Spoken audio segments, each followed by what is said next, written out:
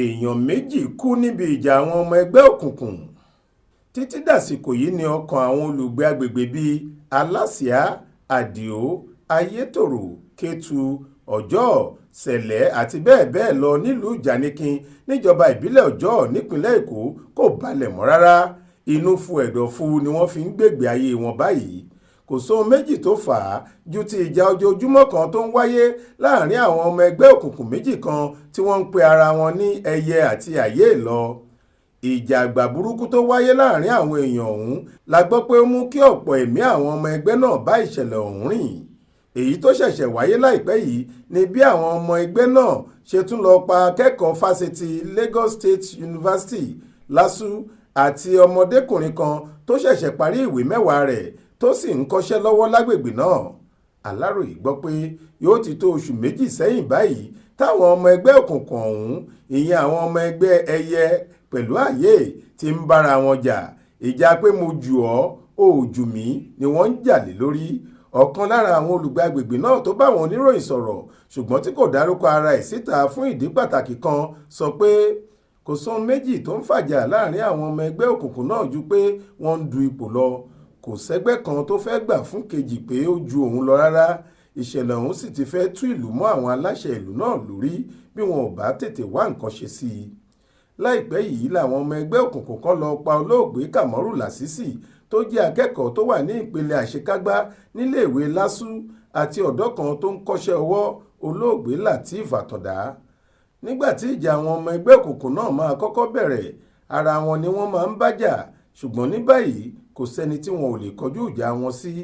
Gbogbo ìgbà táwọn ọmọ ẹgbẹ́ òkùnkùn náà bá sì ti ń bára wọn jà ni wọ́n máa ń lo àwọn ohun ìjà olóró bíi àdá, ọ̀bẹ, ìgò, àpólàági pẹ̀lú ìgbàdí láti fi ṣe ara wọn léṣe, gẹ́gẹ́ bónítọ̀hún ṣe wí. Àwọn agbègbè bíi Alásìá, Àdìó, Ayétòrò, Kétu ni àwọn ọmọ ẹgbẹ́ òkùnkùn ẹyẹ ń darí tí wọ́n sì ń ṣe bí ọlọ́ba níbẹ̀, nígbà táwọn ọmọ ẹgbẹ́ òkùnkùn àyè jẹ gàba láwọn àdúgbò bíi Ọ̀tọ̀, Sẹ̀lẹ̀, Ilé Ọba àti àwọn agbègbè kọ̀ọ̀kan nínú ìlú náà. Àti ẹ̀tún gbọ́ pé gbàrà táwọn ọmọ ẹgbẹ́ òkùnkùn náà bá ti bẹ̀rẹ̀ ìjà burúkú wọn yìí ní gbogbo àwọn ẹni tó ní ṣọ́ọ̀bù lágbègbè náà ti máa ń tì wọ́n pa kí wọ́n má bàa lo àǹfààní náà láti jà wọ́n lólè. Ní ti èyí tí àwọn ọmọ ẹgbẹ́ òkùnkùn náà fi pa olóògbé Lateef yìí, a gbọ́ pé ọ̀kan lára àwọn ọmọ ẹgbẹ́ alátakò wọn ni wọ́n wá délé, ṣùgbọ́n tí wọn kò bá a ni wọ́n bá pa olóògbé náà tí wọ́n bá nílé láti fi pa àrokò sílẹ̀ fún onítọ̀hún pé àwọn wá délé o, àwọn ò bá a ni. Ohun tó jẹ́ kí ikú olóògbé náà dùn àwọn tó gbọ́ sọ̀rọ̀ náà ni pé ó ṣẹ̀ṣẹ̀ parí ìdánwò ìwé mẹ́wàá rẹ̀ tán ni. Agbègbè Àgọ́ Ìdòsà tí akẹ́kọ̀ọ́ náà ń gbé ni wọ́n pa á sí. A tún gbọ́ pé kí àwọn ọmọ ẹgbẹ́ òkùnkùn náà tó yìnbọn pa olóògbé yìí ló ti ń rawọ́ ẹ̀bẹ̀ sí wọn pé kí wọ́n dáríjì òun, ṣùgbọ́n tí wọn kò gbà àfìgbà tí wọ́n gbẹ̀mí ẹ̀.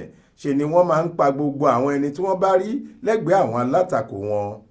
Alukoro iléeṣẹ́ ọlọ́pàá ìpínlẹ̀ Èkó SP Benjamin Hundeyin ní lóòótọ́ làwọn ọmọ ẹgbẹ́ òkùnkùn náà pọ̀ dáadáa nílùú Èkó báyìí, àti pé gbàrà tí kọmíṣánná ọlọ́pàá ìpínlẹ̀ Èkó ti bẹ̀rẹ̀ iṣẹ́ ló ti yan àwọn ikọ̀ kan tí yóò máa mójútó ọ̀rọ̀ àwọn ọmọ ẹgbẹ́ òkùnkùn náà tó sì pín àwọn ikọ̀ náà káàkiri àárín ìlú Èkó. Ó ní ikọ̀ ọ̀hún wà lágbègbè Badagry tó jẹ́ pé kò fi bẹ́ẹ̀ jìnnà rárá sí agbègbè Ìjànikin tí wàhálà ti ń ṣẹlẹ̀ báyìí. Bákan náà ni alukoro ọ̀hún ní àwọn ọlọ́pàá kò ní fojú tó dáa wo ọ̀rọ̀ àwọn ọmọ ẹgbẹ́ òkùnkùn yìí o, ìyẹn bọ́wọ́ bá tẹ ìkéyìí lára wọn. Adéwálé Adéoyè ló ṣàkójọ ìròyìn yìí fún iléeṣẹ́ tẹlifíṣàn Aláròyé online. Faith Adébọ́lá ló kà á sétí ìgbọ́ yín.